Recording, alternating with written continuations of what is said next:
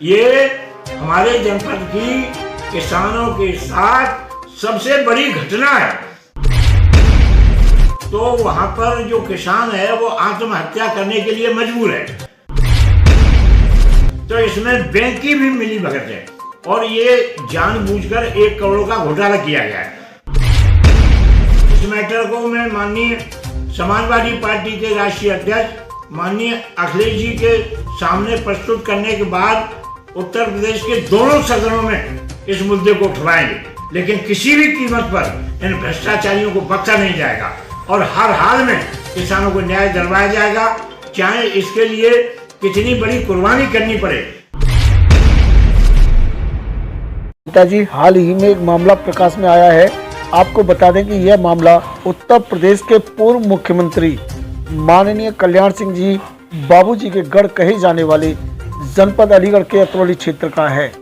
सबसे बड़ी बात तो यह है कि यह पीड़ित गरीब किसान एक ही समुदाय बाबूजी के क्षेत्र से हैं, जहां आज भी गरीब किसानों के मसीहा कहे जाने वाले माननीय राजू भैया सांसद व उनके पुत्र संदीप सिंह जी मंत्री जी, जो कि वर्तमान सरकार में हैं, फिर भी इन गरीब मजदूर किसानों के ऊपर खुला अत्याचार हो रहा है।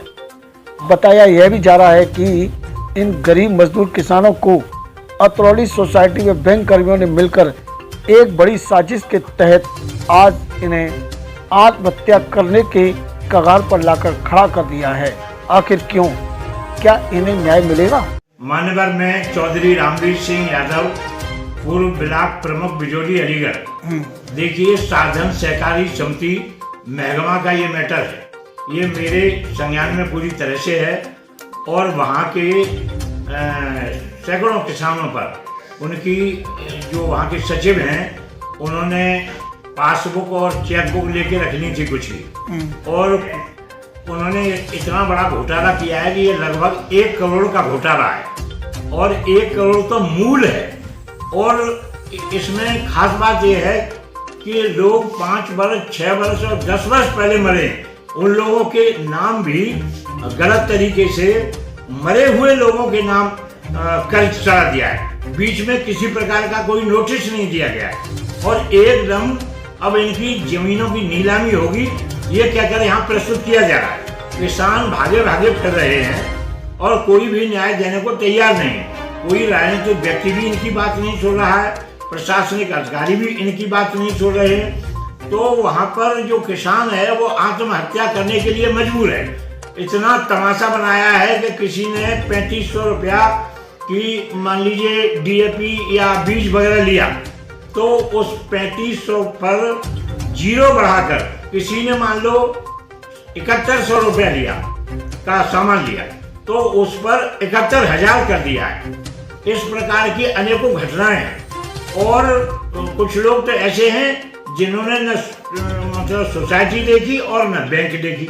तो इसमें बैंक की भी मिली भगत है और ये जानबूझकर 1 करोड़ का घोटाला किया गया है। मान्यवर मैं ये बताना चाहता हूँ कि मैं इस मुद्दे को यहाँ पर अधिकारियों को बताऊंगा और अनशन करेंगे, क्रमिक अनशन करेंगे, आमरण अनशन करेंगे। इस मैटर को मैं माननीय समाजवादी पार्टी के राष्ट्रीय अध्यक्ष माननीय अखिलेश जी के सामने प्रस्तुत करने के बाद उत्तर प्रदेश के दोनों सदनों में इस मुद्दे को उठवाएंगे, लेकिन किसी भी कीमत पर इन भ्रष्टाचारियों को बख्शा नहीं जाएगा और हर हाल में किसानों को न्याय दिलवाया जाएगा, चाहे इसके लिए कितनी बड़ी कुर्बानी करनी पड़े। लेकिन इस तरह से पहले भी ये छोटी घटनाएं होती रही हैं, लेकिन ये तो इस इलाके की सबसे बड़ी घटना है।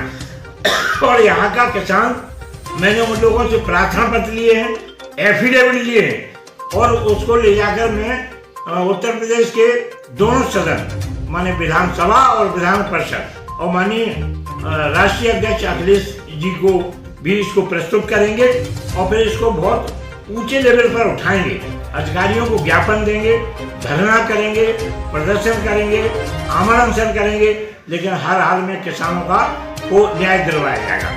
इतने हालात खराब हैं कि कुछ ऐसी महिलाएं भी हैं जिनके पति 5 वर्ष और 6 वर्ष पहले मर गए, लेकिन उनके नाम वो लोन चढ़ा दिया गया है और कुछ ऐसे बुजुर्ग लोग हैं कि उनकी मान लो 70 साल उम्र है, वो चल फिर नहीं सकते, ऐसे लोगों के साथ भी फ्रॉड किया गया है।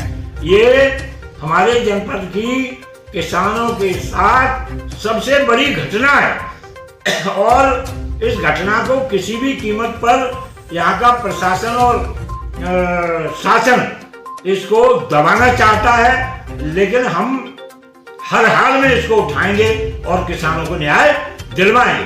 किसी भी कीमत पर इन भ्रष्टाचारियों को जेल के शीर्षों में भिजवा कर मानेंगे, इनकी सजा करवा कर मानेंगे और इनको दंड दिलवा कर छोड़ेंगे और हर हाल में किसानों के साथ न्याय होगा। जैसे कि नेताजी, अगर ये मान के चलिएगा इन्होंने जो लोन लिया नहीं है, किसान का कहना है कि हमने लोन नहीं लिया और सोसाइटी का कहना है कि इन्होंने लिया है, इन पर जो जबरन थोपा जा रहा है, तो क्या इन्हें जमा करना पड़ेगा या नहीं जमा करना पड़ेगा? नहीं, कतई कोई किसान, मैं आगाह करता हूँ, कोई भी किसान इस लोन को जमा नहीं करेगा, क्योंकि जब किसानों ने लोन लिया नहीं है तो वो जमा क्यों करेगा? किसान बार बार कह रहे हैं कि हमें तो आत्महत्या करने पर ये मजबूर कर रहे हैं, हो सकता है हमें आत्महत्या करनी पड़े। हाँ, बिल्कुल सही कह रहे हैं। किसान बड़े गरीब लोग हैं, महिलाएं हैं, बुजुर्ग हैं, नौजवान हैं और जब उन्होंने ऋण नहीं लिया है तो क्यों जमा करेंगे? किसी कीमत पर नहीं जमा होगा और इसकी जांच करवानी चाहिए प्रशासन को और शासन को, और जांच करा के न्याय दिलाना चाहिए।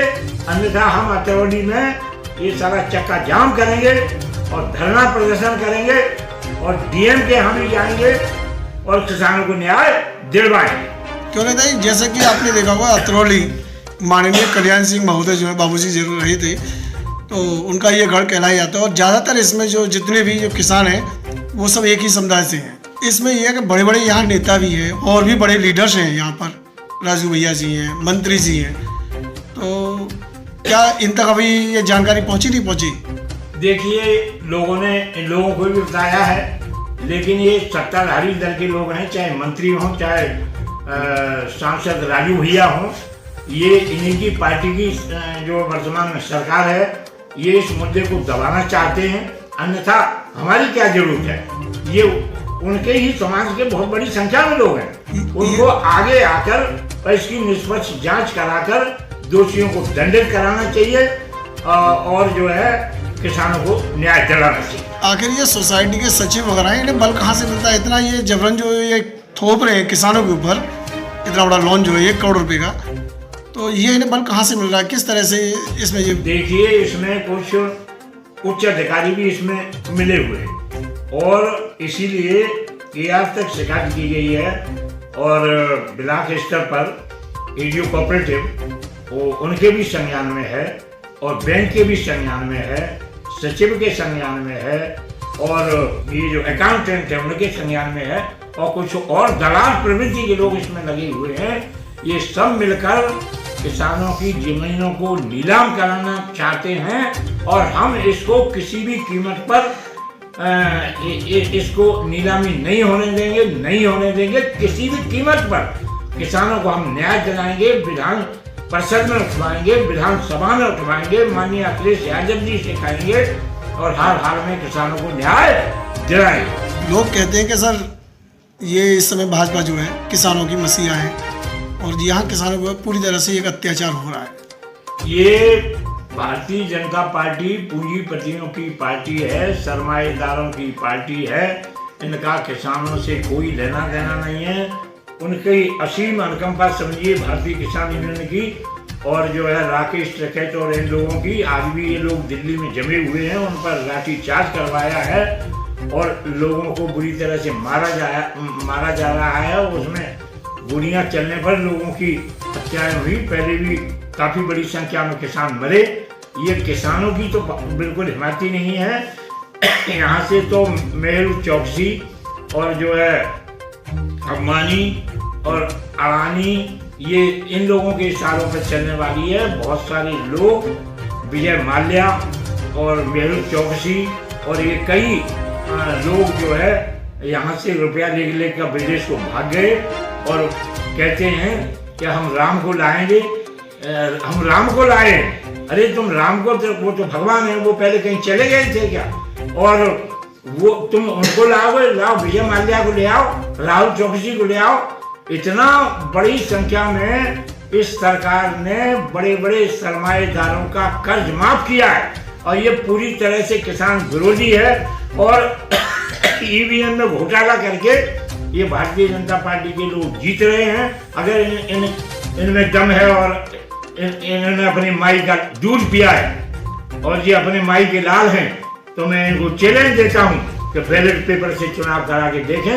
ये 400 पार की बात करते हैं, अगर ये 40 सीटें भारतवर्ष में ले जाए तो मैं अपने हाथ कटवा दूंगा। सर, अगर किसानों को इस बार अगर न्याय नहीं मिला तो आपका अगला कदम क्या होगा?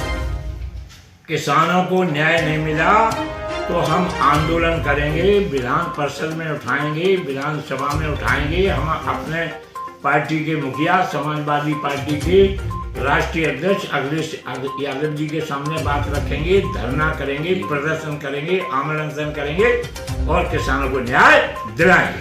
किसान एकता जिंदाबाद, किसान एकता जिंदाबाद, किसान एकता जिंदाबाद, समाजवादी पार्टी जिंदाबाद, अखिलेश यादव जिंदाबाद।